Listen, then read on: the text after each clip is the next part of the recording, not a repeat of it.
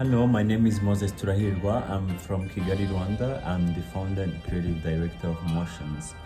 What inspired me to start a sustainable fashion brand is the lifestyle. I was mostly observing the kind of lifestyle of people, how we are living, how the era is also giving its own, and then be able to realize that fashion needs a little bit of a slowness and a voice that championing for a deep break or a break back to like what has been there as a lifestyle, but also the people, how they're living a fast kind of quick life.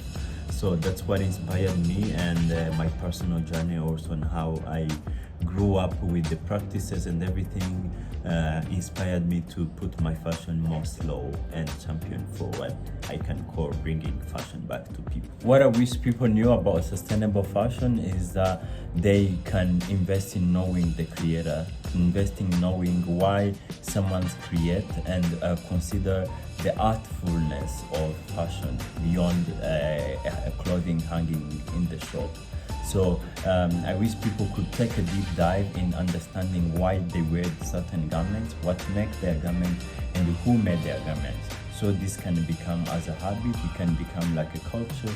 So as more we get conscious about what we eat, we can get more conscious about what we wear and where it was made from and who made it. I think sustainable fashion itself is definitely inclusive if it is real sustainable, which means we can make it more inclusive by sustaining, by producing everything according to the community. Fashion can be brought to the makers through different practices, embroiderers, seamstresses, the whole supply chain to where the creation or where the creator is. So this is how we can make it inclusive by the makers. Some people work in fashion, some people are seen now as the mask or robots who work in fashion, but bringing more fashion to the people from the PR sector, the advertisement, the models, the seamstresses, everyone in the supply chain to be around the community, to be around the designer, the heart of the designer, the art. So that's where the art can be shared. That's the way the art can be sustainable, by including every single voice that is voicing to the supply chain, to the making the actual garment in the same community. That's how inclusive it can be. That's how also limited it can be, because it cannot be super multiplied, especially in this era. The main problems I see in the fashion sector today is the fast economy on fashion, and it's also the lack of skills on interpreting or bringing our ideas together to like interpreting what can be called fashion. And I think that is it. So the main one is also definitely the mindset from the designer, the creators, to the wearer or the consumer. The best inspiration for sustainable fashion, I always say that they can be found on the continent of Africa.